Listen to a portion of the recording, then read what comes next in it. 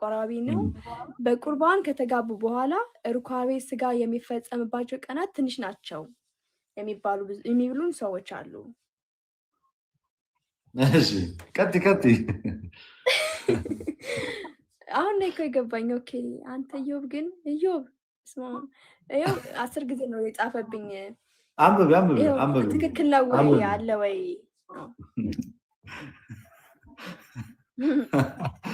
ሩካቤ ስጋ አንተ ኢዮብ እና ታዲያ ማለት ከሰኞ እስከ ሰኞ ይሁንልህ የኔ ወንድም። ከሰኞ እስከ ሰኞ ጠዋት ማታ ምግብ ነው እንዴ? ለምንድን ነው እኔ እንጃ ምን ለማለት እንደፈለገም አልገባኝ። ማለት ምን ልብል ብሎ ብዙ ጊዜ በቤተ ክርስቲያን ሲጋቡ ሩካቤ ወይም ደግሞ ግብረ ስጋ ግንኙነት የመፈጸማቸው ነገር እየቀነሰ ነው የመጣው። ከሚያደርጉባቸው የማያደርጉባቸው ቀኖች ይበዛሉ ነው ጥያቄ። ከሚያደርጉበት ቀን የማያደርጉበት ቀን ይበልጣል። ለምንድን ነው? እውነቱን ለመናገር ባላንስ ነው። ያን ያህል ታፍናችሁ ተጋብታችኋል። እንግዲህ የሚስትህ አካል ያንተ ነው፣ ያንተ አካል የሚስት ነው። ሚስት በስጋዋ ላይ ስልጣን የላትም፣ አንተም በስጋ ላይ ስልጣን የለህም። ስልጣን የባል ነው፣ ስልጣን የሚስት ነው። ስለዚህ አንድ አካል ሆናችኋል። በመጀመሪያ ደረጃ ጋብቻን የፈጸማችሁት ከእንደዚህ አይነት ከዝሙት ጠንቅ ለመራቅ ነው አይደለ? ለብቻው እየተቃጠለ ከሚኖር አግብቶ ይኑር ነው ያለ ቅዱስ ጳውሎስ። ስለዚህ ፍቃዱን ለመፈጸም ነው ጋብቻው በራሱ። ስለዚህ ዋናው ዓላማ ይሄ ነው። የተለየ ነገር ዋነኛው ዓላማ ይሄ ነው። ራስን ከዝሙት መጠበቂያ መንገድ ጋብቻ ነው። ስለዚህ ለቤተክርስቲያን ሰዎች ቶሎ እንዲጋቡ የሚመከረው ከዚህ አንጻር ነው። ኦኬ ከተጋቡ በኋላ እነዛ ሰዎች ቀናት የሚከለከልባቸው አሉ።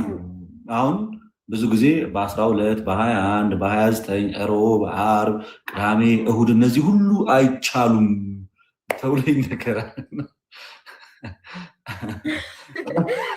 ሁሉም በለው በቃ የለም እኮ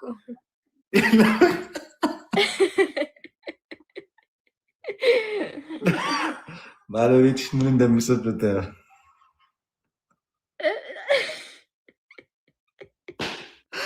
የለም እኮ አለሽ። አንተ ኦልሞስት የለም በለው እኮ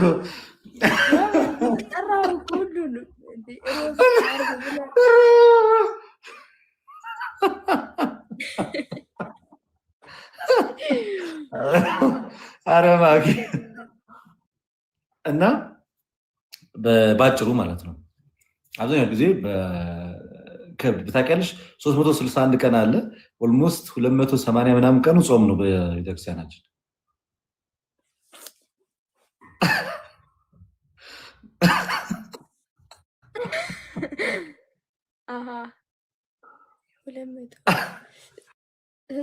ጾሙ ይበዛል ጋይስ።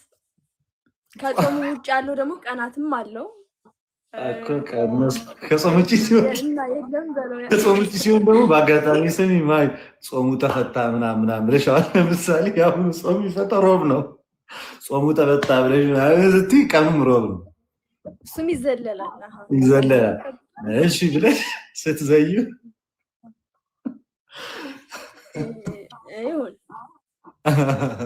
ኤኒዌይስ አዳምጡ። የሚጠቅማችሁን አሁን እዚህ ላይ ላስረዳችሁ። ሌላ ትኩሳት ኮመንት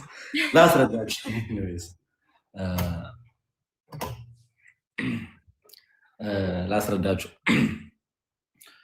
ባጭሩ ቤተክርስቲያናችን ሰው በአብዛኛው ሞር መንፈሳዊ ነገሩ ላይ ትኩረት እንዲያደርግ የሚመከረው የሚነገረው ሞር መንፈሳዊ ነገሩ ላይ ትኩረት እንዲያደርግ ሞር ስጋውን እንዲጎዳ ነው። ግን በዛው ልክ ደግሞ እስከተጋቡ ድረስ ስጋዊ ፍላጎታቸውን መፈጸም ይችላሉ። ለምሳሌ ባልና ሚስት ስጋዊ ፍላጎት መፈጸም ፈልገው ምናልባት ቀኑ ለምሳሌ እንደተባለው ሮብ ቀን ወይ እነዚህ 21 እነዚህ ቢሆንና ያም ወንድ ወይ ባልና ሚስት በጣም በዛ ነገር ውስጥ ፍላጎታቸው ቢጨምር ከማድረግ ይከለከላሉ? አይከለከሉ? ከማድረግ አይከለከሉ። ፈቃዳቸውን ይፈጽማሉ፣ ግን ራሳቸው ለካህን ያስመረምራሉ ነው ከዛ በኋላ እና አብዛኛው ጊዜ በጾም ወቅት ሞር ስጋቸው እንግዲህ ትልቁ የቤተክርስቲያን ተልእኮ ሰዎች ስጋዊ ነገራቸውን እየረሱ በመንፈሳዊ ህይወታቸው እንዲያድጉ አይደለም ይመከራል። በአብዛኛው ወደዛ ትኩረት እንዲያደርጉ። ግን እስከተጋቡ ድረስ ባልና ሚስቶች ናቸው። መከላከል ደግሞ አይችሉም። ሐዋርያ ጳውሎስ እንደተናገረ መከላከል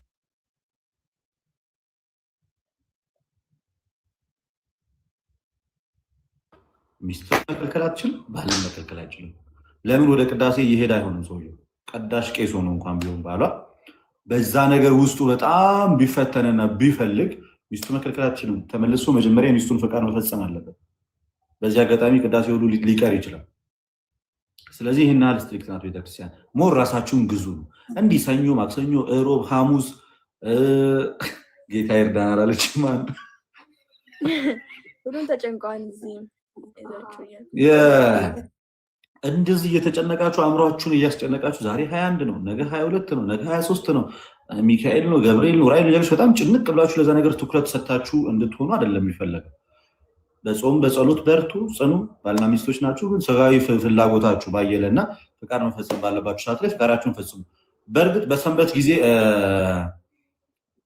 ሞር በሰንበት ጊዜ የሚከለከለው ከቅዳሴ እንዳትቀሩ። ሌላ ዋነኛ ምክንያት ለምሳሌ ቅዳሜ ደግሞ አብዛኛው የሚደረግበት ቀን ቅዳሜ ነው መሰለኝ። ቅዳሜ ላይ ሰው ቅዳሜ ደውጭ ብዙ አጋጣሚ ይሰናከል። ቅዳሜ ሰዎች እንደዚህ አይነት ነገር እንዳያደርጉ የሚከለከለው በዋነኝነት ቀጣይ እሑድ ስለሆነ ሰንበት ሄደው እንዲያስቀድሱ፣ እንዲቆርቡ፣ ልጅም ካላቸው እንዲያስቆርቡ፣ እነሱም እንዲቆርቡ። ምክንያቱም ስጋዊ ፈቃዳቸውን ከፈጸሙ ያው በዕለቱ ወደ ቤተክርስቲያን ውስጥ መቅደስ ውስጥ መግባት አይችሉም። ቤተክርስቲያን መሄድ ይችላል፣ መቅደስ ውስጥ ግን መግባት ስለማይችሉ ከዛ አንጻር ያንን ነገር እንዲያደርጉ ይመከራል። ሌላኛው ግን አውቃችሁ በቸልተኝነት በግድየለሽነት ዝም ብሎ በተገኘው ቁጥር ያን ማድረግ አግባብ አይደለም። ግን ስቲል ባልና ሚስቶች እስከሆኑ ድረስ መከላከል አይኖርባቸው።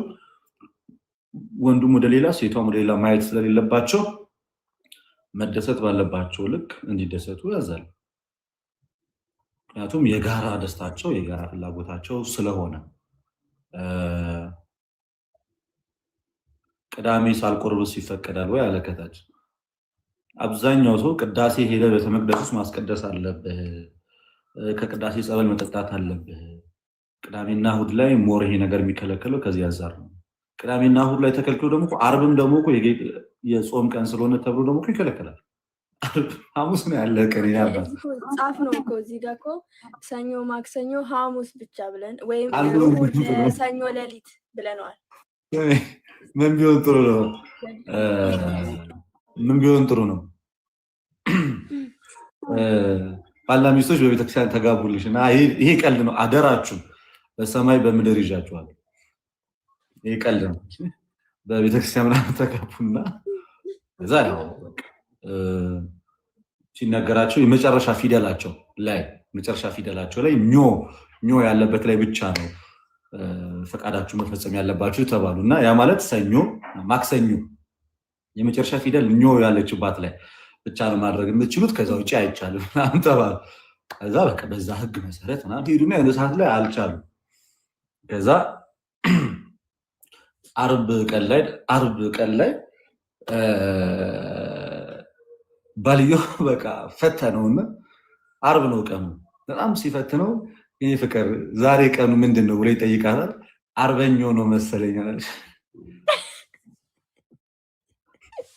የተፈቀደ በዚህ ካልቀጠልን አይሆንም። የተረዳሁት ዘዴ ነው እየዘየድክ የነበረው የራሱ ዓርበኛው ደስ ይላል። ዓርበኞች ቀን የዓርበኞች ቀን ሳይሆን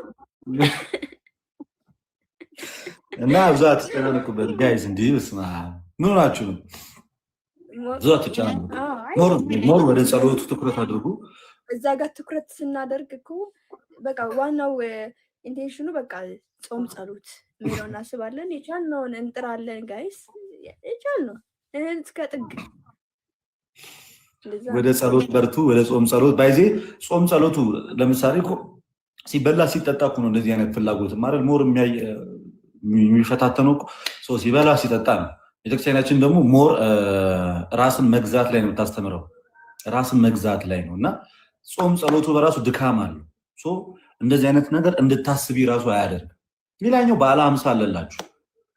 ሰኞ፣ ማክሰኞ፣ ሮብ፣ ሐሙስ፣ ዓርብ የለም ከቅዳሜና ከእሑድ ውጭ በዓለ ሀምሳ ቀን እና ያን ያህል ከባድም ነገር አይደለም። ያን ያህል ከባድ ነገርም አይደለም፣ ፈታኝም አይደለም። ሞር ትኩረታችሁ ስጋዊ ነገር ላይ ከሆነ ፈታኝ ሊሆን ይችላል። ሞር ትኩረታችሁ ስጋዊ ነገር ላይ ፌቡዬ ቆይ በኮመንት ሊጠይቁ ስለሚችሉ ቆይ ሞር ትኩረታችን ስጋዊ ነገር ላይ በቃ ይሄ ነገር እንዴት ይሆናል የተቋቋማል የሚል ነገር ከሆነ ያስቸግራል። ግን ሞር በቃ መንፈሳዊ ነገር ላይ አላማ ካደረግ ሞር ወደ ጸሎቱ፣ ወደ ስግደቱ፣ ወደ ማስቀደሱ ወደዛ ምናምን ነገር ወጣት ነህ፣ በእርግጥ በጣም ሊያስቸግር ይችል ይሆናል። ግን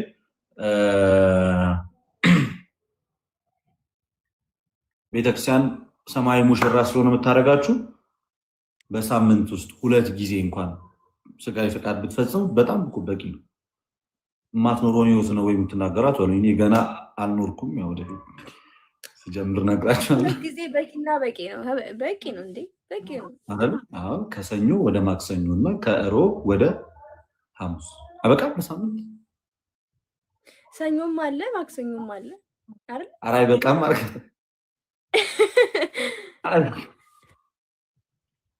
በባለ 50 አዎ፣ ሰኞ አለ ጋር ሰኞ አለ። እና ደግሞ ውለዱ። ኦርቶዶክሳውያን የተጋባች ሰዎች ውለዱ። ብዙ መከላከያ ተጠቀሙ። ውለዱ፣ ብዙ ቁጥራችሁ ይብዛ። ውለዱ። ሰኞ፣ ማክሰኞ፣ ሐሙስ ይኸው 3 ቀን አደረገላችሁ። ከእሑድ ወደ ሰኞ ይቻላል። በነገራችን ከእሑድ ወደ ሰኞ ከ9 ሰዓት በኋላ እንዴ 4 ሆነ። በቃ እንዴ በቂ ነው። ይማ ልትሞቱ ነው እንዴ? በቃ ከእሑድ ወደ ሰኞ፣ ከሰኞ ወደ ማክሰኞ። ቃል ካልሰማሽ እኔ ምን ላድርግ ታዲያ? አብራርቼ እኮ ነው የመለስኩልህ። ቃል እኔ ቤት ነኝ። በኋላ እኔ በደንብ እንትኑን ነው እኮ ነው ይሄ። ቅድም ዲያቆን ማግባት ይችላል ወይ ድንግል ያልሆነች ሴት? አዎ በማግባት ደረጃ ማግባት ይችላል።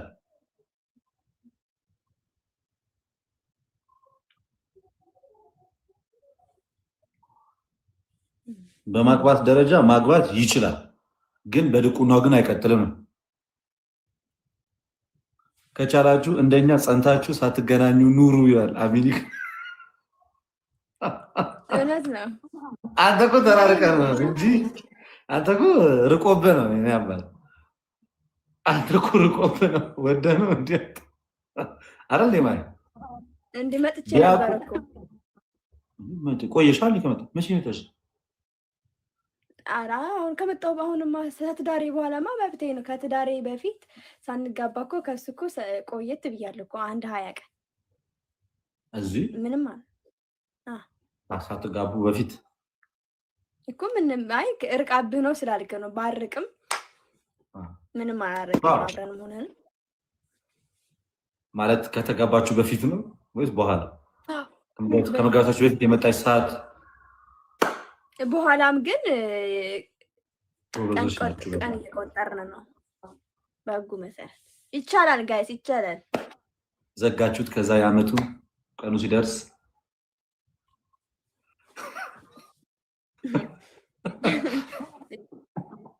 እንደሚቻል ነው እኔ ለመናገር የፈለኩት። ቀላል ነው። ለዛ ያብቃችሁ እንጂ ቀላል ነው። አይዟችሁ አይዟችሁ። እሱ አያሳስባል። ያ ይቻላል። ይሄ አዎ ይቻላል። ይሄን እዮብ እኔ እመልስልሃለሁ። ይሄ ከሁለት አንዱ ድንግል ቢሆኑ ስርዓቱ ላይ የተክሊል ንባብ ወይስ የመሐሳባን ንባብ የሚደረገው? ወይ ሌላ ነው እንዴ? እንትኑ መስሎኝ። አይዟችሁ ስትይ ምን ለማለት ፈልገሽ ነው?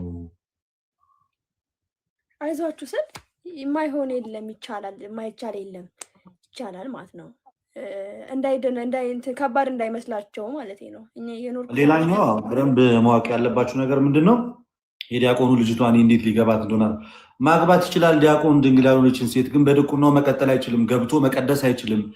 ቅዱስ ቁርባን መስጠት አይችልም። ምእመን ሆኖ ግን መኖር ይችላል። ደጋግሞ ይመልስላል። ኧረ ስለዚህ ዲያቆን ሴት ድንግል ያልሆነችን ሴት ማግባት ይችላል። አግብቶ መኖር ይችላል። በቤተክርስቲያን በቅዱስ ቁርባን ስነስርዓት በቤተክርስቲያን ስነስርዓት አግብቶ መኖር ይችላል። ግን በድቁና ክህነቱ መቀጠል ግን አይችልም። መቀደስ አይችልም። ስለዚህ ይሄ ኃጢአት ነውር በደልም አይደለም። በጣም ደጋግሜ የተናገርኩኝ፣ ግን ካህን ሆኖ መቀጠል አይችልም። እዚህ ጋር ደግሞ ከሁለት አንዱ ድንግል ቢሆኑ ስርዓቱ ላይ የተክሊል ንባብ ወይስ የማሰባ ንባብ ነው የሚደረገው? ለእሷ የተክሊል ንባብ ይደረጋል ከሁለት አንዱ ለሆኑት። ግን በዋነኝነት ጸሎቱ እኮ የቅዱስ ቁርባን ማሪ ሄደሽ ጠይቂ። ማሪ ለመውለድ ብቻ ነው ስትይ ታዲያ ምን ለማድረግ ነው ታዲያ? ባናገባ እስከነጭራሹ መብታችሁ ነው፣ መብት ምንም ቤተክርስቲያን ሞር እንድትጋቡ ትመክራለህ።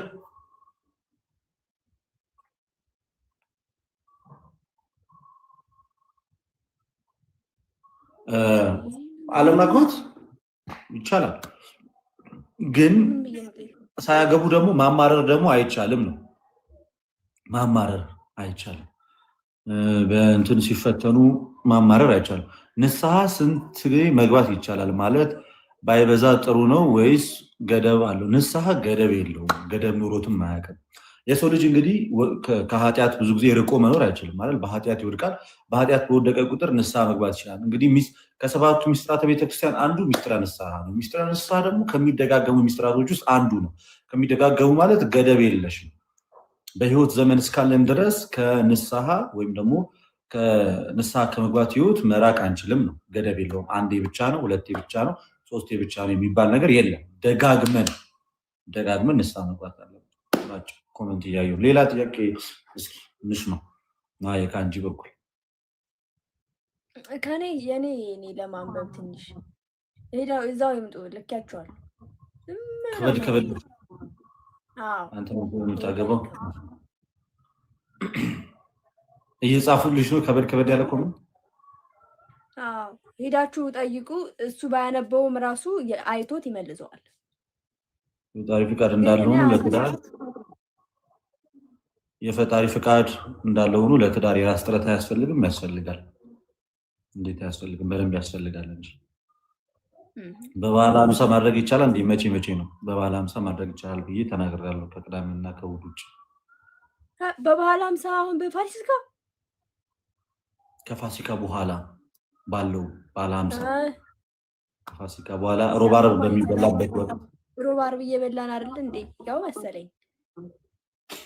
እሺ I have asked to let you advise teach this lady at least ኤፍራታ በጣም አላስፈላጊ ኮመንት ነው የጻፍሽው። ሳላነባልሽ አሉ ማኪ በልደት ጊዜ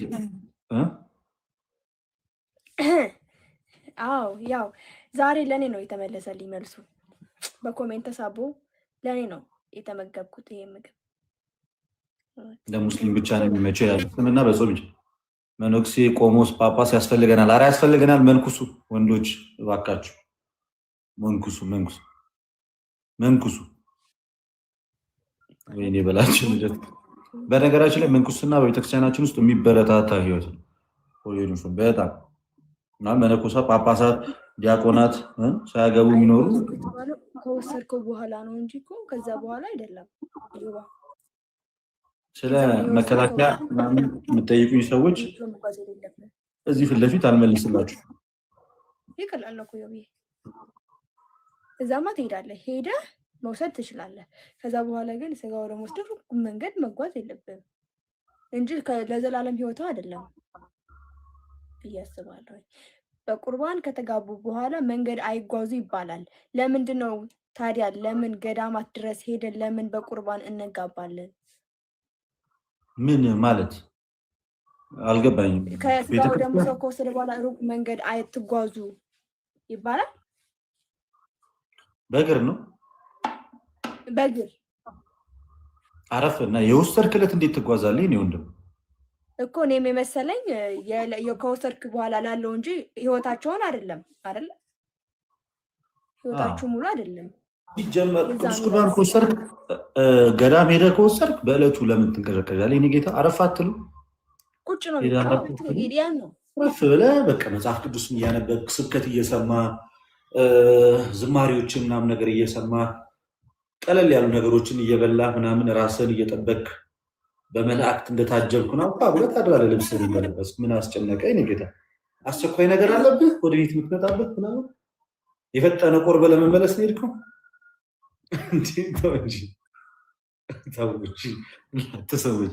ሌላኛው ቅድም አብዛኛው የሚሰጠው ነገር ስለማይገባን ነው። አስጨንቆኝ ተው በእግዚአብሔር።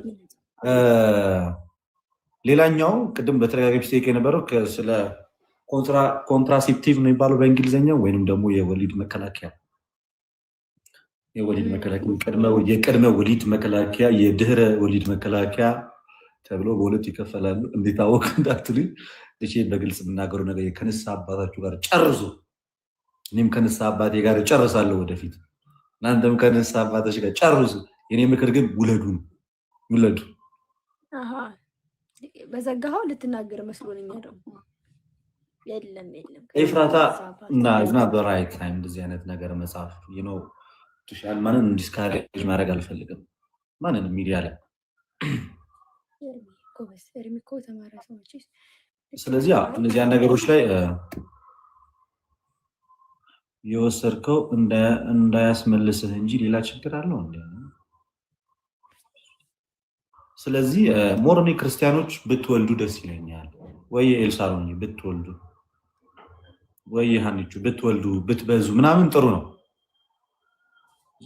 በመጀመሪያ ደረጃ አቅም ኖሯችሁ አግቡ። አንድ አቅም ኖሯችሁ ስራ ሰርታችሁ ሴት ልጅ ኢኮኖሚካሊ ጠንካራ መሆን አለባት።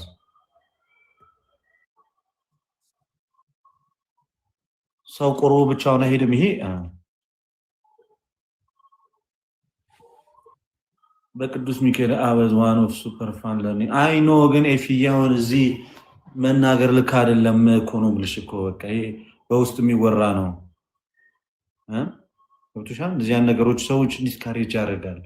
ፊት ለፊት ላይ መናገር ይከብዳል ነው። ማንም ሰው እኮ እንደዚህ ፊት ለፊት ስትነግሪው ምናምን ደስ አይለው። ቀስ ተብሎ ምናምን እንደዚህ አርጊ ኔክስት ታይም እንዲህ ያደርገሽ ነው ምናምን የቅርብ ሰዎችን ሞር እንደዛ ተብሎ ነው የሚመከረው። ቆርቦ ለብቻ መሄድ አይቻልም እንዴ? ታዲያ ታጅበህ ልትሄድ ነው? አለማግባት ኃጢአት አይደለም።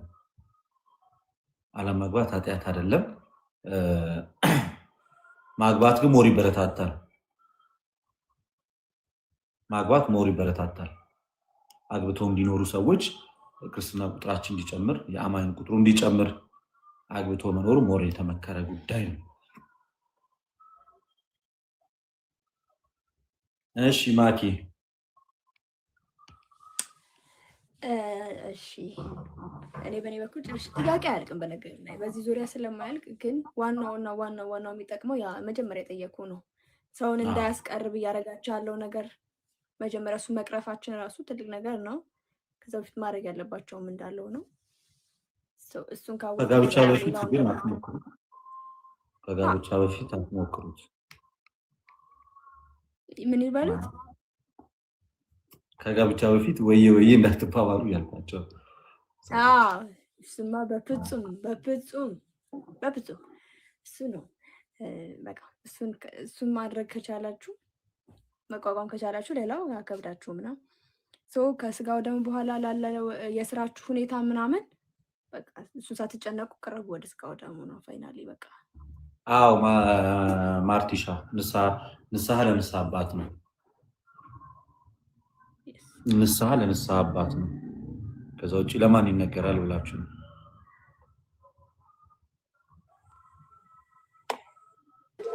እሺ ለአንተ አሁን የመጣው የገባበትን ኒካል ያስቆብ ሰው ገባ ከገባ አልወጣም። ማን ይግባ አላወቀም። እንግልና የሌለው ሰው ዲያቆን መሆን ይችላል አይችልም? አቤት ግዴታ ነው። ሰላም ቤታችን ላይ ነሽ? አሎ ድምፅ አለ አንቺ ጋር? አይ ድምፅ የለም፣ የኔ ብቻ ነው። አረ እየሰማን አለ። በጣም ይረብሻል። ከኋላ ከበስተጀርባ ድምፅ አለ። ኦኬ ፈታ በል ትውጥላላችሁ። ታንክ ዩ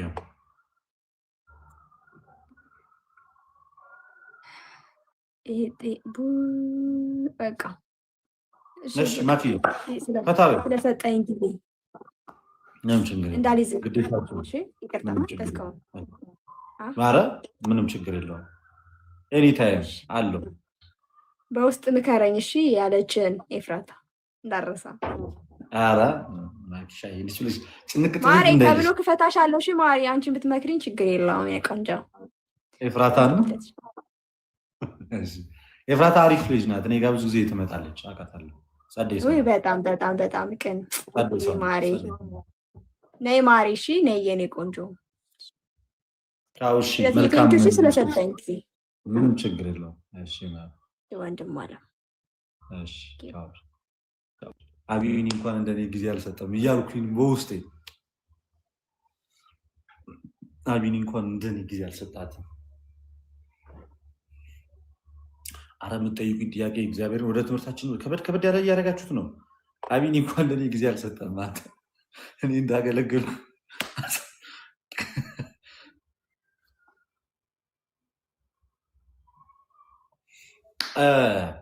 ወደ ዋናው ርዕሰ ጉዳይ ሳልቬሽን ኢዝ ፕሮሰስ የሚል ትምህርት የኛ ነው የሚል ጴንጤ ተነስቷል። ምን ሶፋር እኔ በፕሮቴስታንቶች ውስጥ ከማውቀው ድረስ ሳልቬሽን ቅስፈታዊ ነው። ወሳኝ ርዕስ ነው ያ። ሳልቬሽን ቅስፈታዊ ነው የሚል ነው። ድህነት ቅስፈት ባመንክ ቅስፈት ትድናለህ ነው እንጂ ኦንጎይንግ ነው፣ ፕሮግሬሲቭ ነው፣ ፕሮሰስ አለው የሚል አላውቅም። ግን አሁን ላይ ጀስቲፊኬሽን፣ ሳንቲፊኬሽን፣ ግሎሪፊኬሽን ሳያገቡ መቁረብ ይቻላል ወይ የሚል ልጅ አለፍከው። ይቻላል። ቅዱስ ቁርባን ሲያገቡ ብቻ ወይ ሲያረጁ ብቻ ህፃን ሆኖ ብቻ የሚወሰድ የጌታ ስጋና ደም አይደለም። ለሁሉም የተፈቀደ የተሰጠ ነው። ንስሐ ገብቶ ከክርስቶስ ኢየሱስ ጋር ተነጋግሮ ራስን መርምሮ ለካህን ቀኖናውን ጨርሶ ወደ ቅዱስ ሚስጥር ቀርበው የጌታን ስጋና ደም መቀበል ይቻላል። ሲያገቡ ብቻ ነው የሚባል ነገር የለም። ሲያገቡ ብቻ ነው የሚባል ነገር የለም። ኦኬ የለም። ህፃን ሲሆኑ እና ሰሙ ከሆነ እንደዚህ ያለው ሪፎርም እያደረገ ነው የፕሮቴስታንትን ትምህርት ማለት ነው። በፕሮቴስታንቲዝም ታሪክ ውስጥ ይሄ እንዲህ የሚሏት ነገር አለች። ግሎሪፊኬሽን፣ ሳንቲፊኬሽን ከዛ ደግሞ አይደለም እንጂ ጀስቲፊኬሽን፣ ሳንቲፊኬሽን እና ግሎሪፊኬሽን የሚባሉ ሶስት ነገሮች አሉ በፕሮቴስታንቲዝም። ጃስቲፊኬሽን ማለት ያለ ስራ መጽደቅ፣ ኮምፕሊትሊ በቃ መጽደቅ ያለ ስራ በክርስቶስ ኢየሱስ በኩል ከኃጢአት መንጻት፣ መጽደቅ፣ መቀደስ ምናምን ብለው ያስቀምጧታል። ይቺን ግሎሪፊኬሽን። ሳንቲፊኬሽን ደግሞ ክርስቲያናዊ ህይወት፣ የቅድስና ህይወት የሚሉት ነገር ነው። የቅድስና ህይወት የሚሉት ነገር። ግሎሪፊኬሽን ደግሞ ያው የትንሣኤ ስጋ መያዝ፣ በከበረ ስጋ። ግን ያ ትምህርታቸው ለእኔ ስቲል ቬግ ነው።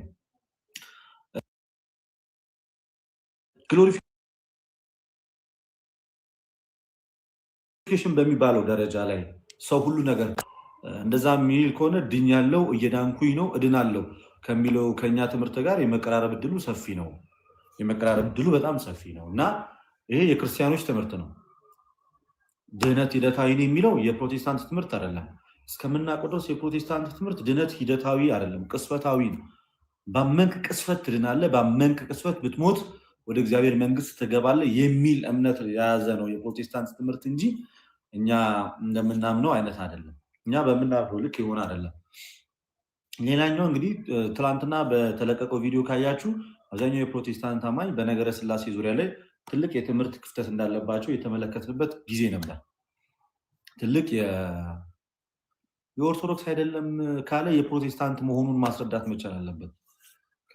ከስር መሰረቱ ይሄ የኦርቶዶክሳውያን ትምህርት ነው። ለገና ስጋ ይበላል? አይበላም። ወተት ብቻ ነው የሚጠጣው። ወንድሜ ምን አይነት ጥያቄ ነው የምጠይቁት? ለገና ስጋ ይበላል ወይ? አይበላም። ወተት፣ እንቁላል ምናምን ብቻ ነው። ስጋ አይበላም። ወተት ይጠጣል፣ እንቁላል ይበላል፣ ምናምን ቺዝ ምናምን ካለ ብላ፣ ቺክን ምናምን ብላ። ከዛ ውጭ ስጋ ግን አይቻልም።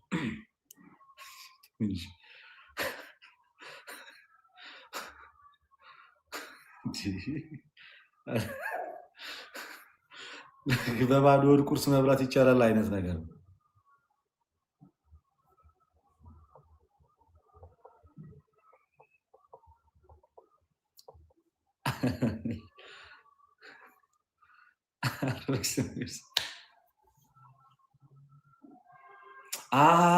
ሮብ ስለዋለ ነው። ይቅርታ ይቅርታ። የፍስክ ምግቦች ይበላሉ አትለኝም ነበር?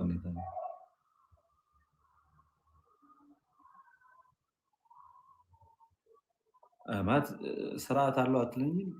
ጾም ገሃድ አለው አይደል? የገና ጾም ይበላል። ሰላም መሐመድ፣ እንዴት ነሽ? እንዴት ነህ ልደት? እግዚአብሔር ይመስገን። ከየት ቤተ እምነት ነሽ ግን? ከይቅርታ ጋር ወንጌል አማኝ ነኝ። ፕሮፋይሎችሽ ላይ ሙሉ ቤተሰብ ነው ይዘሽ የመጣሽው፣ እስከ አያትሽ፣ እናትሽ፣ ልጅ ልጅ ልጅ ያክስት ልጅ ምናምን፣ የእህቶቼ ልጆች፣ እናቴ፣ እኔ። አንቺ ሙስሊም ናቸው ቤተሰቦች? ቤተሰቦች ሙስሊም ናቸው። አንቺ ደግሞ ፕሮቴስታንት ነሽ። አይገርምም? በሁለቱም ቦታ አለናችሁ። ያሳዝናል። እኛ ቤት ቅልቅለን ሙስሊም አለ፣ ፕሮቴስታንት አለ፣ ኦርቶዶክስ አለ። ኦርቶዶክስ አለ። ጌታ አልተጣላችሁም ማለት ጌታ አልተጣላችሁም። ቢያንስ አንድ የመንግስተ ሰማያት ወራሽ አካል አለ እናንተ ቤት ውስጥ። ማን እሱ? ኦርቶዶክሷ አስቴር ትባላለች። አስቴር ሙሉ ቤተሰቦቿን አሚናት ነበረች። አሁን ስሟን አስቀይራ ነው። ከእስልምና ነው ኮምፕሊት ሊወጣችሁት? እኔ እንጃ። እሷ አክስቴ ስለሆነች የአባቴ ስለሆነች በልጅነቷ ይመስለኛል። አንቺ መጀመሪያ ምን ነበር ሃይማኖትሽ? ሙስሊም ነበርኩ። ከዛ ወደ ፕሮቴስታንት ሄድሽ? ከዛ ወደ ወንጌል አማኝ። ያው እኮ ሜዳን የቀየርሽው እንጂ እኮ እዛው ነው እንጂ እዛውማ ኦርቶዶክስ ነው። ወንጌል አማኝማ በጣም ድፍረት አለ፣ ልዩነት አለ። አንድ ኢየሱስ ክርስቶስ ነብይ ነው ከማለት ጌታ ነው ማለት እኮ በጣም ከባድ ነው። ያው ነው እኮ ብዙ እንትን አላልሽም። በትንሹ አንድ ጥያቄ ልጠይቅሽ እስኪ። ኢየሱስ የእግዚአብሔር ልጅ ነው ሲባል እንዴት ወልዶት ነው የእግዚአብሔር ልጅ የተባለ? ባለፈው የጠየቁትን ጥያቄ ሰምተህ ነው መሰላ? አልሰማሁም። ዛሬ ነው ያየሁሽ። እኔ ሲወልድ አወላለዱ እንዴት ስትል በማርያም ነው ወይስ ቅድመ ዓለም ነው ወይስ በኋላ? ስንት ልደት አለው? በመጀመሪያ ደረጃ እኔ አንድ ብዬ ነው የማምነው። ሁለት የሚሉ አሉ። አንድ ልደት ብቻ ነው ያለው? ከማን ብቻ? ቅድመ ዓለም ልጅ ነበር። ከዛ ደግሞ ስጋ ለብሶ በማርያም ማፀን ውስጥ ተወለደ። ቅድመ ዓለም ከማን ነው የተወለደው? ቅድመ ዓለም ከማን ነው የተወለደው? ከማርያም ነው። አሁን አንቺ ኦኬ፣ ቅድመ ዓለም ከማርያም ነው የተወለደው። ኦኬ፣ ቅድመ ዓለምማ የነበረ አምላክ ነው እኮ። ቅድመ ዓለም ተወለደ ስትይ ከማን ነው የተወለደው ነው? ከእግዚአብሔር ነው ቅድመ ዓለም ተወለደ ያልኩት። ከማርያም ማለት ነው። አሁን አወላለድ አስረጅኝ እስኪ። ምን አይነት ነው እሱ? እንግዲህ የባህሪ ልጅ ይመስለኛል። ኢየሱስ ክርስቶስ የእግዚአብሔር የባህሪ ልጅ ነው። እግዚአብሔር የባህሪ ልጅ ነው ስንል ምን እያልን ነው? ያው እግዚአብሔር ስንል ያው ስላሴን ያካተተ ነው። አንድ ነው። እኔ ልዩነት አላይም። ከመወለዱ በፊት የምትለያየው ነገር የለም። ወልድን የወለደው ማን ነው? እግዚአብሔር ነው። አብ። እግዚአብሔር ማን? አብ። እግዚአብሔር አብ ሲወልደው በመካከላቸው ወላጅ አለ፣ ተወላጅ አለ አይደል? እዚህ ጋር አዎ። እንዴት አልተቀዳደሙ? ስለዚህ አብ ትንሽ ከፍ ይላል ወላጅ ስለሆነ አይልም። በአብና በወልድ መካከል ልዩነት የለም፣ መቀዳደም የለም፣ መበላለጥም የለም። አብ ባለበት ጊዜ ወልድ አለ። በጣም ጥሩ። የመጨረሻ አንድ ጥያቄ ልጠይቅሽ። ሰው ለመዳን ምን ማድረግ አለበት? በጌታ በኢየሱስ ክርስቶስ ማመን። ማመን ብቻ? አዎ ማመን። ማመን ወይስ ማመን ብቻ? ማመን እንጂ ብቻ አይጠበቅበትም። ብቻ የምትለው ቃል ስህተት ናት። ማመን ነው የሚጠበቅበት። ብቻ እንግዲህ ከማመን ውጭ ሌላ ምን አለ? እኔ እንግዲህ ኢየሱስ ክርስቶስ ሰው የእግዚአብሔር ልጅ ኢየሱስ ክርስቶስ እንደሆነ ካመነ ይድናል። እውነትም ህይወትም መንገድም ኢየሱስ ነው። ማመን ያለበት ምን ብሎ ነው የሚያምነው? ኢየሱስ ክርስቶስ ለኃጢአቴና ለበደሌ ሞቶልኛል፣ እንደዛ ብሎ ብቻ ይድናል? ከእምነት ውጭ ሌላ መዳኛ አለ? ከኢየሱስ ክርስቶስ ሌላ መዳኛ አለ? አይ ከኢየሱስ ክርስቶስ ውጭ ሌላ መዳኛ አንቺ የተናገርሽውን ግን ክርስቶስ በተቃራኒው ነው የተናገረው። ያንን ብነግርሽ ተቀበያለሽ? አንቺ ከተናገርሽ ኢየሱስ ክርስቶስ የእግዚአብሔር ልጅ እንደሆነ የሚያምን ይድናል። አይ እንደዛ አይደለም የሚለው እንትን ላይ ማርቆስ ወንጌል 16:16 ላይ ያመነ ይድናል ሳይሆን የሚለው ያመነ የተጠመቀም ይድናል ይላል። ስለዚህ ያመነ ነው የሚለው። ያመነ የተጠመቀ ችግር የለውም። ስለዚህ ሰው አምኖ ሲጠመቅ ይድናል እንጂ ሲያምን ብቻ አይደለም ይድነው ማለት ነው።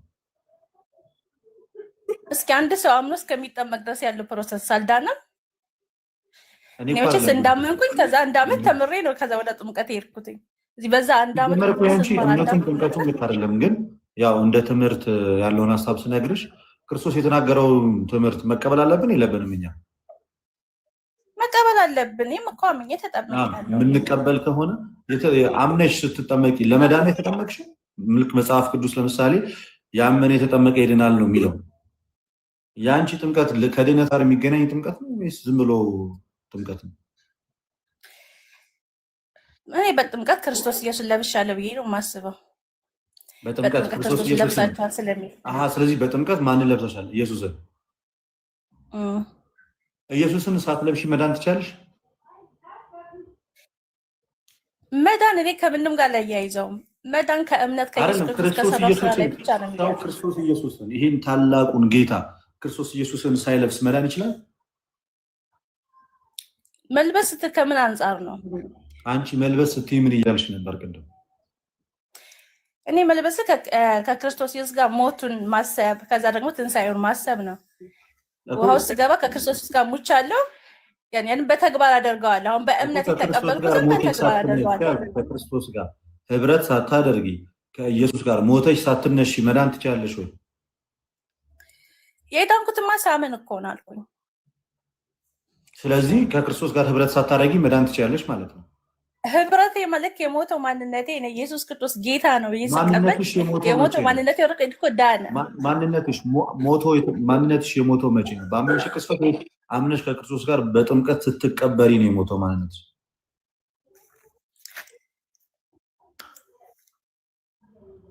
እኔ ሳመን ነው የዳንኩት።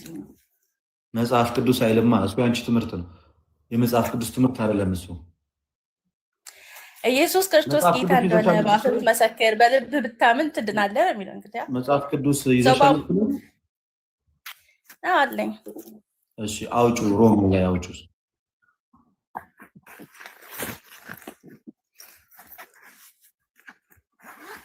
ሮሜ 6 ላይ አውጩ።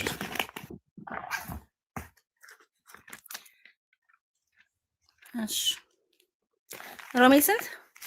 ሮሜ 6:1 ኮልታፊት ሰላም እያለው ኤልሳሮን እንዴት ናችሁ? 6:1 አውጥቻለሁ። ኦኬ አንብቡ እስኪ ቁጥር 1 ነው። እንግዲህ ምን እንላለን? ጸጋው እንደበዛ በኃጢአት ጸንተን እንኖር? በኃጢአት ጸንተን እንኖር ብሎ ጥያቄ ምክት አይደለም። ኃጢአትን ለኃጢአት የሞትን እኛ ወደፊት እንዴት አድርገን በእርሱ እንኖር? በእርሱ ወደፊት ወይንስ በክርስቶስ ኢየሱስ ጋር ወይንስ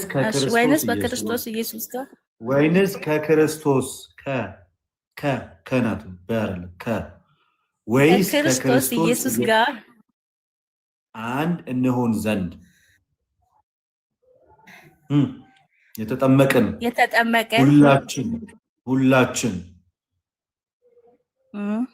ከሞቱ ጋር አንድ እንሆን ዘንድ እንደተጠመቅን አታውቁምን? ወይስ ከክርስቶስ ኢየሱስ ጋር አንድ እንሆን ዘንድ የተጠመቅን ሁላችን ከክርስቶስ ጋር አንድ የምንሆነው በምንድን ነው? በጥምቀት። በጣም ጥሩ።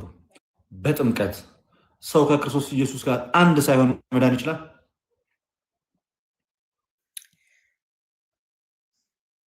ማለት አንድ ሳይሆን ስትል እኮ በጥምቀት እሱን ለመምሰል እኮ እንትን ለማለት ነው አይደለም። ምንም እንትን ምናምን አይደለም። ተረጋጊ፣ ቆይ ተረጋጊ። ይሄ ከክርስቶስ ኢየሱስ ጋር አንድ መሆን ማለት በክርስቶስ መሆን ከክርስቶስ ጋር ህብረት መሆን ማለት ወደ ክርስቶስ መግባት ማለት ነው። የተጠመቅን ሁላችን አለ ከክርስቶስ ጋር አንድ እንሆን ዘንድ የተጠመቅን ሁላችን ከሞቱ ጋር አንድ እንሆን ዘንድ ተጠመቅን አታውቁምን አለ። ከክርስቶስ ኢየሱስ ሞት ጋር አንድ ለመሆን ነው የተጠመቅነው እያለ ነው አይደለ ጳውሎስ? ነው እያለ ነው። ከማን ሞት ጋር? ከክርስቶስ ኢየሱስ ጋር። ከክርስቶስ ኢየሱስ ሞት ጋር አንድ ለመሆን የተጠመቅነው። ሰው ከጌታ ሞት ጋር አንድ ሳይሆን እንዴት መዳን ይችላል? ስታምን እኮ ሞትና ትንሣኤውን አምነን ያመንከው አይደል? አይ ስታምኚ ክርስቶስ ኢየሱስ እንደሞተልኝ ነው። ግን ካመንሽ በኋላ ደግሞ ከክርስቶስ ጋር በቀጥታ አንድ የምትሆኙ ከሞቱ ጋር አንድ የምትሆኙ በጥምቀት ነው። ጳውሎስ እየተናገረ ያለው ተጠምቄያለሁ፣ አንድ እኮ ለመሆን ተጠምቄያለሁ። እዚህ ጋር ጥያቄ የኔ ጥያቄ ምን መሰለሽ? ስለዚህ ሰው ከክርስቶስ ጋር አንድ የሚሆነው በጥምቀት ነው አይደለ? ሰላም ሰው ከክርስቶስ ጋር አንድ የሚሆነው በጥምቀት ነው። እኔ አንድ የሚሆነው ብዬ ማምነው ሲያምን ነው። ግን ጥምቀቱን ግዴታ ያስፈልጋል። አንቺ የምታምኚው እሺ፣ ቆይ ሰው ሲያምን ነው ከክርስቶስ ኢየሱስ ጋር አንድ የሚሆነው የሚል 1000 ዓመት ሰጥቼሻለሁ። ከመጽሐፍ ቅዱስ አውጥተሽ አሳይ። እንግዲህ ጌታ ኢየሱስ ክርስቶስን እንደ ግል አዳኜ ስቀበል እንደዳንኩኝ አውቃለሁ። ሰላም አሁን እንዴት ዳንሽ አይደለም፣ በእምነት ከክርስቶስ ኢየሱስ ጋር አንድ እንሆናለን የሚል ጥቅስ ይኸው 5 ስልክ ምናምን ነገር ካለ ፈላልጊ መጽሐፍ የትኛውንም መጽሐፍ አገላብጭ አምጪልኝ። 1000 ዓመት ሰጥቼሻለሁ፣ እጠብቅሻለሁ። ደስሽ ያው 1000 ዓመት ካልክ የለም ማለት ነው ጥቅሱ። ስለዚህ የሌለ ነገር ለምን ትናገሪ? መጽሐፉ የሚናገረው በጥምቀት ነው ከኢየሱስ ጋር አንድ የምንሆነው ይላል። አንቺ በእምነት ነው ትያለሽ። መጽሐፉ ነው ልክ ወይስ አንቺ? መጽሐፉ ነው ልክ። መጽሐፉ እያለ ያለው በምንድን ነው ታዲያ? ሰላም በጥምቀት አይደለ? አዎ በጥምቀት። ጎበዝ ልጅ አይሽ። እንደዚህ ለጌታ ቃል እንጂ ጥፍ ማለት ጥሩ ነው። በጥምቀት ነው ከጌታ ጋር አንድ የምትሆኑት አለ። ሰው ከጌታ ጋር አንድ ሳይሆን መዳን ይችላል ብቻ ታስበልሽ? ከጌታ ጋር አንድ ሳይሆን አንተ አንድነት እንዴት ነው የምታየው? እኔ እኮ ያልገባኝ አንድነት እንዴት ነው የምታየው? ለምንድን ነው መዳንን አታስገባው? እኔ እኮ ጥምቀትን አልካድኩም እኮ። እሺ አላስጨንቅሽም፣ በቃ እሺ አላስጨንቅሽም። ሌላ ተጨማሪ አንድ ጥያቄ ልጠይቅሽ። እሺ ደግሞ ሌላ ቦታ ደግሞ እንሂድ፣ ወደ ሌላ ቦታ እንሂድ። ያዕቆብ መልእክት ላይ ያዕቆብ መልእክት ምዕራፍ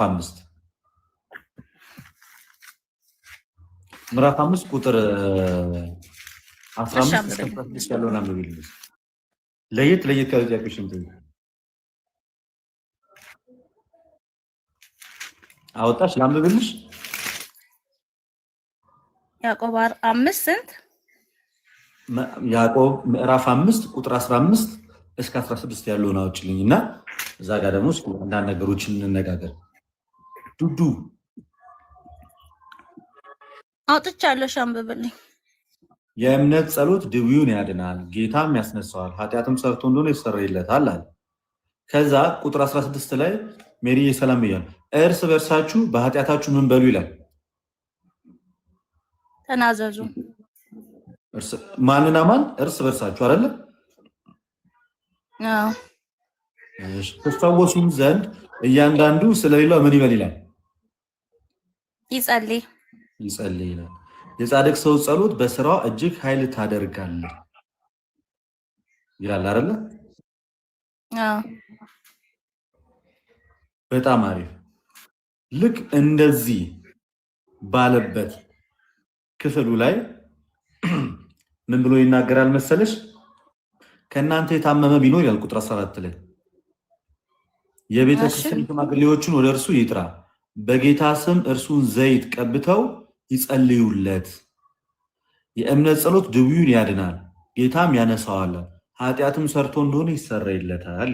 የጻድቅ ሰው ጸሎት ኃጢአት ያስተሰርያል አያስተሰርይም? እንግዲህ ወደ እግዚአብሔር ነው የሚጸልየው። ሰውየው ሰው የሚያስተሰርየው እግዚአብሔር ነው። ስለዚህ ጻድቁ ለኃጢአት ማስተሰሪያ ወደ እግዚአብሔር ሲጸልይ በዛ ጻድቅ ጸሎት እግዚአብሔር የኃጢአት ስርየት ይሰጣል አይሰጥም?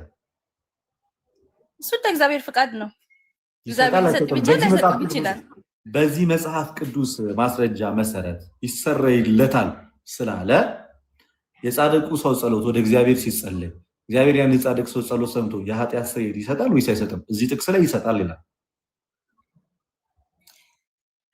እግዚአብሔር ይሰጣል። ምን ችግር አለው? ሰጪው እግዚአብሔር ነው። ስለዚህ በጻድቅ ሰው ጸሎት የኃጢአት ስርየት ይገኛል ማለት ነው። አዎ ማንኛውም ጻድቅ በክርስቶስ ኢየሱስ ያመነ ሰው ነው። የሆነ ጻድቅ ስትል የሆነ ሰው ለይተህ ምናምን አይደለም። እኛ በክርስቶስ ኢየሱስ ያመነ ሁሉ መጸለይ ይችላል። በጣም ጥሩ። ስለዚህ ከጻድቃኖች አንደኛዋ ደግሞ ማርያም ናት አይደል? ጻድቅ ናት አይደል? ማርያም አዎ ናት። ስለዚህ በማርያም ጸሎት የኃጢአት ስርየት ይገኛል ማለት ነው በዚህ ጥቅስ መሰረት። አዎ ማርያም በሕይወት አለች? አይ ጥያቄ በሕይወት አለች የለችም ሳይሆን በማርያም ጸሎት የኃጢአት ስርየት ይገኛል ማለት ነው። በሕይወት እያለች ለምን አይችልም? እሷ ጻድቅ ናት እኮ። በሕይወት እያለች የኃጢአት ስርየት ይገኛል። ከጸለየች እግዚአብሔር ሊሰጥ ይችላል። ማንኛውም ጻድቅ ሰው አሁን አንድ ፓስተር አሞኛን ከሞቱ በኋላ ጸሎት ማድረግ አይችሉም የሚል የመጽሐፍ ቅዱስ ጥቅስ አለ። ምክንያቱም እዚህ ጋር የሚናገረው መጽሐፍ ቅዱስ አይደል። አሁን ምክንያቱም ጥቅስ ላይ ያስቀመጥኩት ትክክል አይደለም እኮ አይደለም። ሰራዊት ከሞቱ በኋላ አሁን ጭንቅላችን በደንብ ተጠቅመሽ እንድትመልሽ ነው የሚፈልገው። በሕይወት እያሉ ይችላሉ አልሽ። እሺ ከሞቱ በኋላ አይችሉም የሚል የመጽሐፍ ቅዱስ ትምህርት አለ ወይ? አለ። እንግዲህ ሰው ከሞተ በኋላ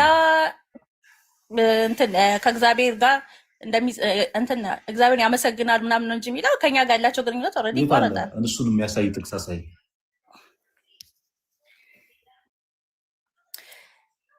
ለሰው አንድ ጊዜ ሞት ተፈቅዶለታል ይላል።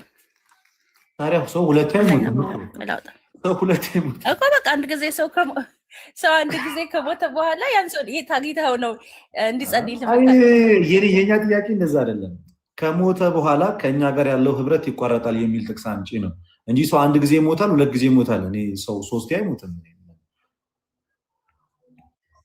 እኔ ማምነው እንግዲህ ሰው ከሞተ ሞተ ነው። ይሄ የአንቺ እምነት ነው።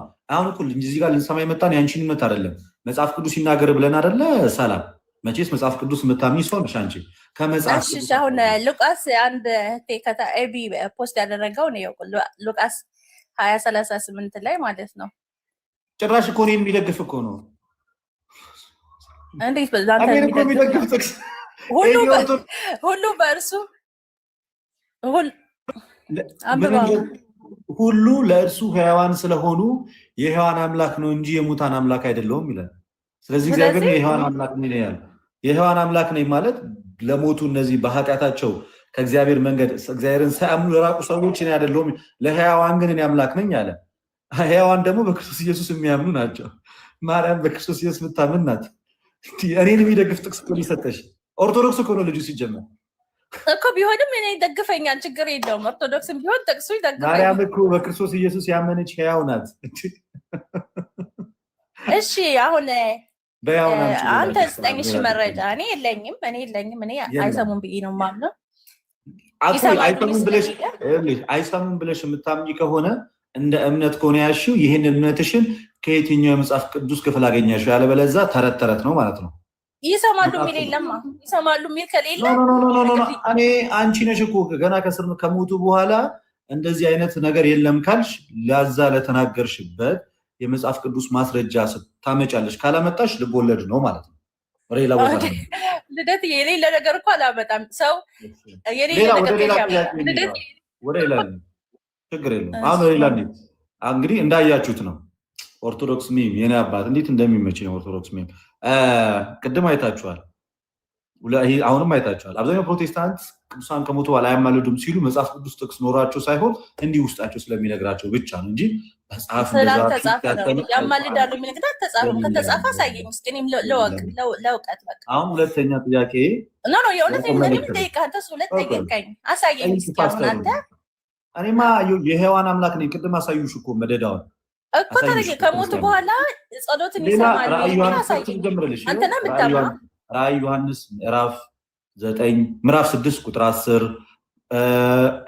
ጴጥሮስ ራሱ ከሞቱ በኋላ ጸሎት ይሰማል። ጴጥሮስ ላይ ደግሞ አንዲት ነገር ልጨምርልሽና ልሄድልሽ። አንዲት ነገር ልጨምርልሽ። ሁለተኛ ጴጥሮስ ምዕራፍ 1 ከቁጥር 14 ላይ አንድ ነገር ልጨምርልሽ።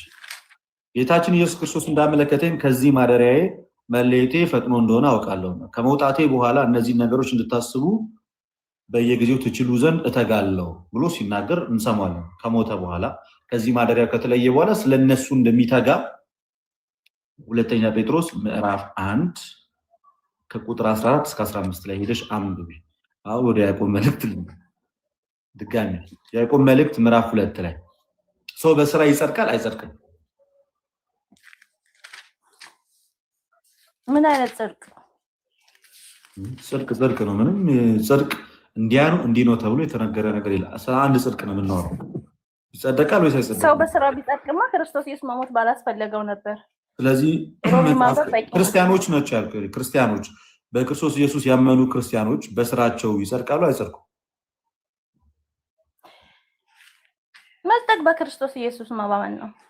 መጽሐፍ ቅዱስ ይዘሻል? አዎ ያዕቆብ መልእክት ላይ በጣም ብዙ ጊዜ ስለምትወያዩበት ሰማለሁ።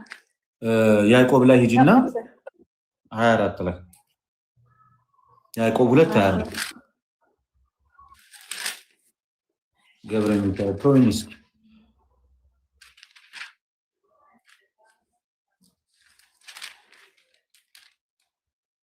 አዲስ የለቀኩትን ቪዲዮ እየገባችሁ ኮፒ ሊንክ ሪፖስት ሼር አድርጉልኝ። እሺ እኔ ተወዳጆች ትንሽ ደቂቃ ነው ያለኝ፣ ወደ ስፖርት እወጣለሁ።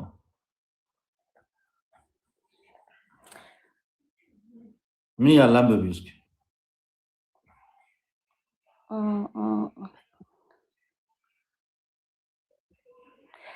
ሰው በእምነት ብቻ ሳይሆን በስራም እንደሚጸድቅ ታያላችሁ።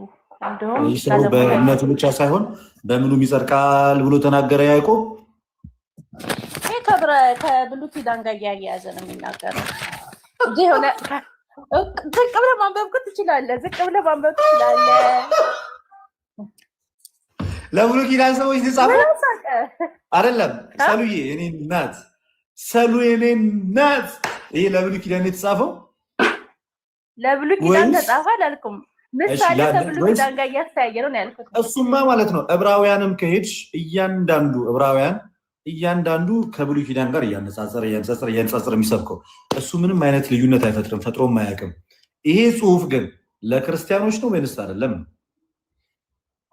ለክርስቲያኖች ነው። ግን ስለዚህ ይሄ ትርጉም እኮ አለው። እዚህ አንተ እንደተረዳኸው አይደለም።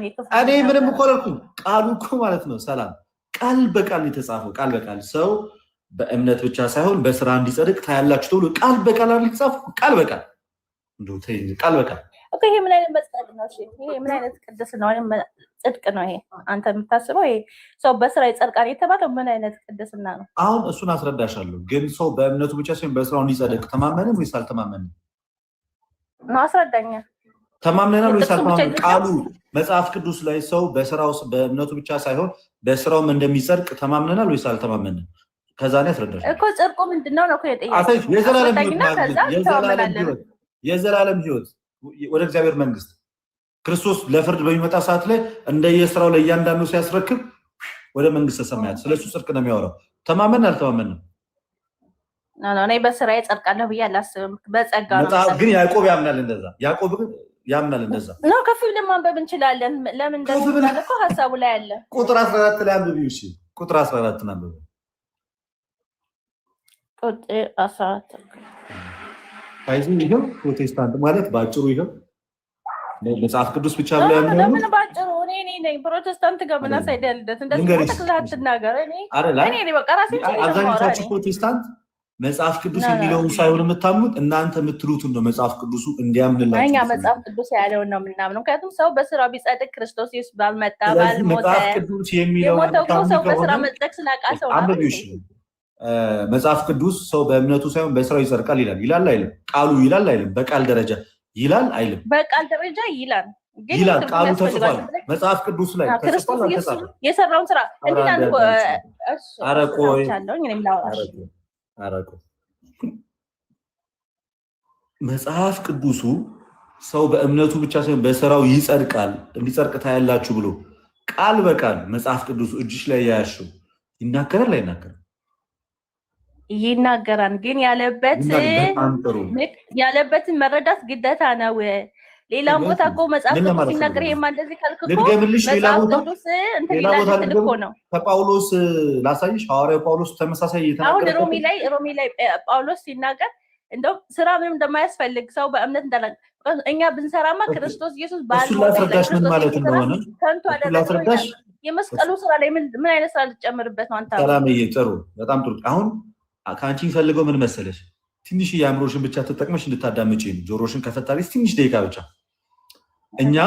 እኛ ማለት ልብ ብለሽ አዳምጪ። አሁን እኔና አንቺ በጣም በጨዋ በደንብ ነው እያወራን ያለው። ይሄ ያዕቆብ ማለት ነው ስራ ብሎ የሚናገረው መስቀሉ ላይ የሚጨመር አይደለም። ልብ ብለሽ አዳምጪኝ፣ እንዴት እንደሆነ ላስረዳሽ። መስቀሉ ላይ የሚጨመር አይደለም። እየሰማሽ ነው አይደለም? መስቀሉ ላይ የሚጨመር እና ስለምን እያወራ ነው ስንል እንዲህ እንደምታውቂው ሁላችንም ሰሉ በአዳም ምክንያት ሙታን ሆነናል አይደለ? ሰራንም አልሰራንም የእግዚአብሔር ልጆች መሆን መዳን መጽደቅ አልቻለም አይደለም? ስላልቻለን ቆይ አዳምጪኝ። ስላልቻለን እግዚአብሔር ማንን ላከልን?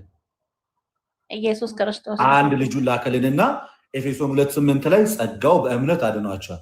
ይሄም የእግዚአብሔር ስጦታ ነው እንጂ ከእናንተ አይደለም፣ ማንም እንዳይመካ ከስራ አይደለም ማለት። ስለዚህ በአዳም ምክንያት ከመጣብን ውድቀት፣ ሞት፣ መከራ እና ስቃይ ያለኛ ስራ ልብ ብለሽ አዳምጪኝ።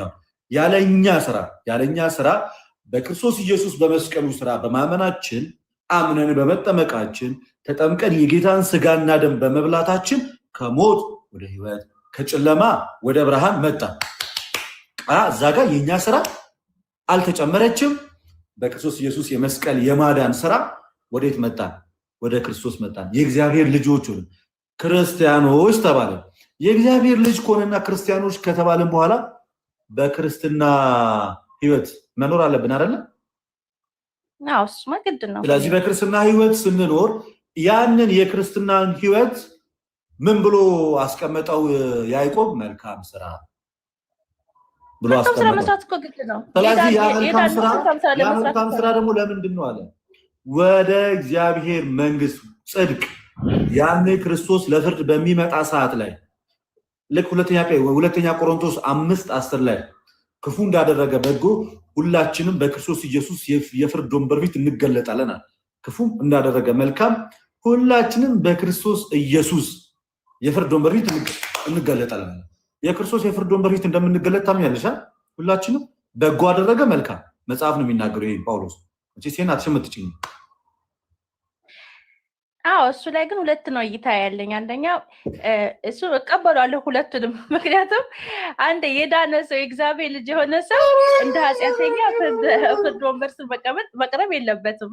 ጳውሎስ እንቀርባለን እኮ ያለው ራሱን ጨምሮ በክርስቶስ የፍርድ ወንበር ፊት እንገለጣለን ያለው ጳውሎስ ራሱን ጨምሮ በጎ እንዳደረገ መልካም ሁላችንም በክርስቶስ ኢየሱስ የፍርድ ወንበር ፊት አለ። ሁላችንም ሲል ራሱን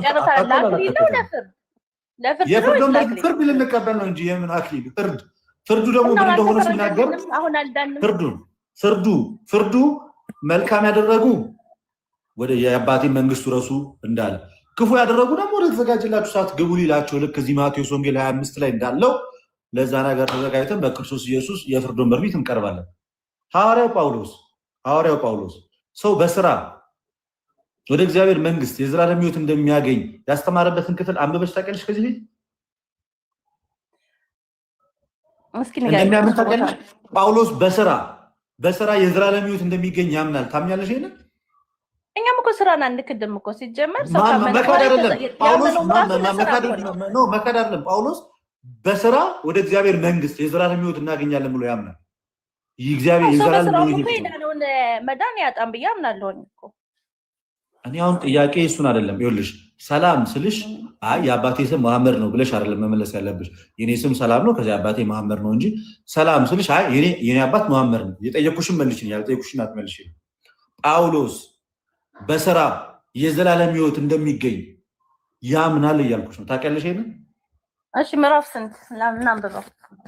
ያምናል ታውቂያለሽ ይሄን? ግን ታውቂያለሽ? እሺ እናንብበው። በመጀመሪያ ታውቂያለሽ እንደሚያምን ታውቂያለሽ? በየዘላለም ሕይወት እንደሚገኝ በስራ አንብበውና ከዛ አስታውሳለሁ ረስቻለሁ እንደሚያምን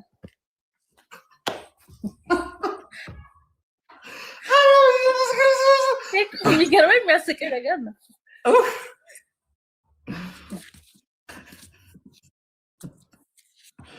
እኔ ቢደብረኝ ራሱ ፔንት ያሉ ህይወት ቢከ ነይ አንተ ምን ትሆናለህ? አይገርምም? ትንሽ ቆይተህ ላይ ትሆናለህ። ኧረ የሆነ ነገር ነግራችኋለሁ ጋይስ፣ የሆነ ነገር ላይቭ ላይ ነግራችኋለሁ። ስለ እኔ የታየ ህልም አለ አስረዳችኋለሁ። ሮሜ ምዕራፍ 2 ቁጥር 6 ነይ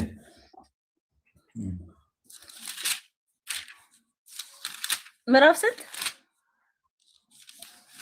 ሮሜ ምዕራፍ 2 ቁጥር 6 እንትን አድርጉልኝ ጋይስ፣ አዲስ የለቀኩትን ቪዲዮ ኮፒ ሊንክ ሼር አድርጉልኝ። 20 ደቂቃ ነው የቀረኝ። እሺ ሰሉ ልወጣ በዚህ 20 ደቂቃ ውስጥ ነው እንደማማር። ማታ መጭም እኔ ጋር ተመልሰሽ። አይ እኔ ብዙ ማጥናት ግን አይጠበቅብኛል። እኔ አሁን ስለሳብከኝ እንጂ እኔ ራሱ ገስት አልጠይቅም ሲጀመር ሰው ቤት። ጎበዝ ነሽ ግን። አዎ አንተም በይ የኔን ቪዲዮ አይሽ እዛ ሐዋሳ የቀረስኩትን ፕሮቴስታንቶች ስለስላሴ መመለስ አቅቷቸው ምናምን አይሽ እዚህ ሁሉም ሰው እኮ ጥቅስን ማወቅ አይችልም። ያ ሁሉ ህዝብ እንዲህ መጽሐፍ ቅዱስ አዋጅ አዋጅ እያለ ስላሴ ይባላል። ስለ ክርስቶስ ባህሪ ዝም አዋጅ። ስላሴ ምንድን ነው? ሳት እሺ አወጣሽ። አሁን ኢየሱስ ክርስቶስ ከማንኛውም ሰው ማለት ይችላል። ታውቃለህ? አሁን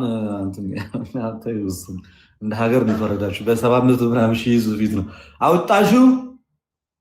አውጥቻለሁ። ቁጥር ስንት ነው? ምዕራፍ 2 ቁጥር 6 እስከ 7 ድምፅሽን ከፍ አድርገሽ ሰሉ ድምፅሽን ከፍ አድርገሽ አንብቤ። እሺ በእርሱም እያንዳንዱ እንደ ስራው ያስረክበዋል። ወይኔ አማርኛ ኦሮምኛ ነው አማርኛ ነው የምትችይው አንቺ? ኧረ አማርኛ ነው የምችለው። ያው ቢሆን ነው አማርኛ ነው የምችለው። በስነ ስርዓት ነው። እሺ ቁጥር 6 ላይ እስከ 7 ነው ታዲያ። በኢየሱስ አነባለሁ። እርሱም ለእያንዳንዱ እንደ ስራው ያስረክበዋል፣ በበጎ ስራ በመጽናት በምስጋናና በክብር የማይጠፋ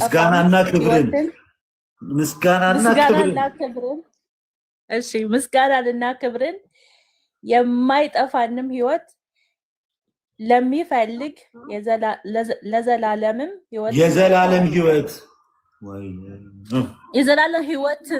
ህይወትም ነው የሚለው እኮ አይደል? የዘላለምን ህይወት ይሰጣቸዋል። እሺ ሳነብ ነርበስ ስለመሆን ነው ይቅርታ። አንዴ ላንብብልሽ ነው። እርሱ ለእያንዳንዱ እንደ ስራው ምን ይለዋል ይላል? ያስረክበዋል። ጳውሎስ ነው የተናገረ ያለው። በበጎ ስራ በምን ስራ? በበጎ ስራ በመጽናት ምስጋናና ክብርን የማይጠፋንም ህይወት ለሚፈልጉ የዘላለም ህይወት ምን ይላቸዋል? ይሰጣቸዋል።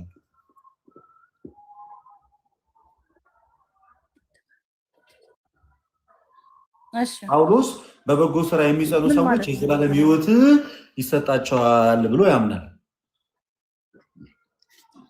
እኮ ይሰጣቸዋል።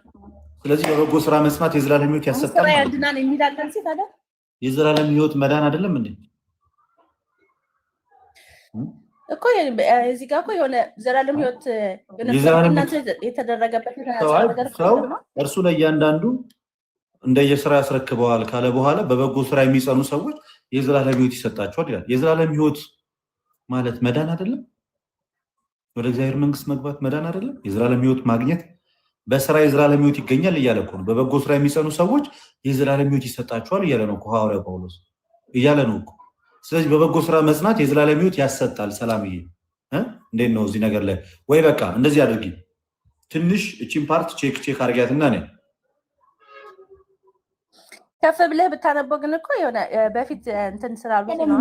ብዙ ጊዜ አንብቤዋለሁ ሰሉዬ፣ እኔ ብዙ ጊዜ አንብቤዋለሁ። ለአንቺ ግን ይሄ ጥቅስ ክርስቶስ ምስክሬ ነው አዲስ ነው። እኔ መጽሐፍ ቅዱስን አንብቤ ጨርሻለሁ፣ ግን አላጠናሁት። ችግሩ አንብቤ ጨርሰሻል፣ ግን አላጠናሽም። ለብ ለብ ነው ያነበብሽው። እኛ እኮ እኛ ኦርቶዶክሳውያን ግን ማለት ነው እንኖረዋለን። ማንበብ ብቻ እንዲህ ጥቅስ እኖረዋለሁ። በኦርቶዶክሳውያን ሰዓት እኖረዋለሁ ብትል ጥሩ ነው። ብዙ ኦርቶዶክስ መጽሐፍ ቅዱስ ራሱ የላቸውም። አንተ ስትሰጣቸው እኮ በቪዲዮ እያየን 30 ዓመት ኖሮ እኮ መጽሐፍ ቅዱስ አለን የሚል ጴንጤ ራሱ መች ስለ ክርስቶስ ስለ ስላሴ ኢየሱስ ጌታ ነው የሚል ጥቅስ የማያውቅ ጴንጤ መጽሐፍ እንዲህ ተሸክሙ እንዲህ ተሸክሞ መጽሐፍ ኢየሱስ ጌታ ነው የሚለው ጥቅስ የቱ ጋር ነው ስለው አያውቅም። ታዩ እሱን ለማንኛውም ሰሉ ቀጠሮን ያዝን እና አንቺ እንደው በክርስቶስ አንድ ቀጠሮን ያዝ እና ሌላ ሰው ሳይገባ እኔና አንቺ ብቻ እንዲህ ዝም ብለን እንማማር። ስለምን? ስለ መድኃኒት ስለ ጌታ ኢየሱስ ክርስቶስ ችግር የለውም። መቼ ፎሎ አድርጊኝ ይሻላል። ፎሎ በጣም ቆየሁ ካረኩ በቃ። ስለዚህ የአሁኗን ይኸውልሽ የያዕቆብን የአሁን የሮሜን እነዚህን ያያቸው ነበብ አድርጊያቸውና በደንብ በቃ እስኪ የምር ምን ማለት ነው የሚሉትን ቼክ አድርጊያቸውና ከዛ በቀጣይ ስንገናኝ ሞር ደግሞ ሰፋ አድርገን እንማማርበታለን። እሺ ችግር የለውም። አመሰግናለሁ። እሺ ሰላም ይሁንልሽ። እሺ ኮልታ ፊት ደህና ዋልክ ልደት? እግዚአብሔር ይመስገን አለው። ታዘዝ እጅ ከመን እሺ። ግን በጣም ብዙ ጥያቄዎች ነበሩ። ልወጣ ነበረ ወደ እንትን ያ አይሰማው ከደቂቃ ምናምን ስትል ማታ ተመልሼ እገባለሁ በመሰረቱ። እሺ ወይ ፎሎ አድርጌሻለሁ። እሺ እና እንትንም አድርጌልሃለሁ። ምንድን ነው የሚባለው? ቴክስት አድርጌልሃለሁ። ቴክስት ነው። እሺ አይዋለሁ። እሺ አሁን ፎሎ ስላደረኩሽ አይዋለሁ። እሺ አመሰግናለሁ። እሺ መልካም ጊዜ ጋይስ። ልወጣ ነው። የለቀኳትን ቪዲዮ ዝም ብላችሁ አየር ላይ ኮፒ ሊንክ እና ሼር ምናምን አድርጓት። ማታ ደግሞ ሰፋ ያለ ጊዜና ሰዓት ወስደን እንማማራለን። እሺ ሰፋ ያለ ጊዜና ሰዓት ወስደን ደግሞ እንማማራለን በጣም። ሂዊ ሰላም ብያለሁ። ህይወትን እንዳትናገሯት በነገራችን ላይ አሁን ህይወት የትዚህም ፕሮፋይል አድርጋ የመጣችው እህታችን እንዳትናገሯት። እኔ ስንት ጊዜ ብሎክ ሳረጋት ከብሎክ ሳወጣት አንከራተትኳት። እንደፈለገች አሁን ትስራ ቪዲዮ ተዋት በቃ። እና መልካም ቀን ይሁንላችሁ። ኤልሳሮን ሁላችሁም አንድ መረቅ ላርጋችሁ። መልካም ቀን ይሁንላችሁ። ለመሸላችሁ መልካም ሌሊት፣ ለነጋላችሁ ደግሞ መልካም ቀን ይሁንላችሁ። የበረከት ዕለት ያድርግላችሁ፣ የሰላም ዕለት ያድርግላችሁ። ያሰባችሁትን ሁሉ ክርስቶስ ኢየሱስ ይፈጽምላችሁ። በህይወት መዝገብ እንደተጻፋችሁ ከህይወት መዝገብ አይሰርዛችሁ፣ እስከ መጨረሻው ድረስ ያጽናችሁ። ክርስቶስ እረኛችሁ፣ እናንተ ደግሞ የክርስቶስ በግ እንደሆናችሁ ኑሩ። የሰላም አለቃ የሰላም ባለቤት ሰላማዊ ኢየሱስ ክርስቶስ ሰላሙን ከእናንተ አይወሰድባችሁ። እርሱ የሚሰጠው ሰላም ዓለም እንደሚሰጠው ሰላም አይደለምና ከቅዱስ ቁርባን ህይወት ያለያችሁ፣ ከበረቱ አያወጣችሁ። የቅዱሳን ጻድቃን ማህበር ወዳለበት ያግባችሁ። የደናግል መነኮሳት ማህበር ወዳለበት ያግባችሁ። የእናታችን የድንግል ማርያም ጥበቃ፣ ምልጃ፣ ጸሎቷ አይለያችሁ። ከእናታችሁ ቀሚስ እቅፍ አትውጡ። የእግዚአብሔር ክንድ በእናንተ ላይ ይገለጥ። ኃይሉ ይጋርዳችሁ፣ ረድኤቱ ይጠብቃችሁ። ቁጣውን ሳይሆን ምሕረቱን ያሳያችሁ። የቁጣውን ፊት ሳይሆን የይቅርታውን ፊት ያሳያችሁ። ልትወድቁ ስትሉ እጁን ይዘርጋላችሁ። ከክፉ ነገር የሰውራችሁ። ያሰባችሁት ይሳካ፣ የነካችሁት በረከት ይሁን። በሰላም ወጣችሁ በሰላም ግቡ። ከሰዎች ጋር እንድትግባቡ ያደርጋችሁ። ስራችሁ ተባርኮ አስራት በኩራት የምታወጡ እግዚአብሔርን የምታመሰግኑ በነፍስም በስጋም የተሳካ ህይወትን እግዚአብሔር አምላክ ይስጣችሁ። ልጅ ለሌላችሁ ልጅ፣ ትዳር ለሌላችሁ ትዳር ይስጣችሁ። ሰላም ላጣችሁ ሰላም ይስጣችሁ። አለመግባባት ለበዛባችሁ መግባባትን ይስጣችሁ። በቁጣችሁ ፀሐይ አይጥለቅ። ከቤተክርስቲያን እቅፍ ያወጣችሁ። ፍጻሜያችሁ ይመር። በክርስቶስ ኢየሱስ ድመቁ። ክርስቶስ በእናንተ ላይ ጎልቶ ይታይ።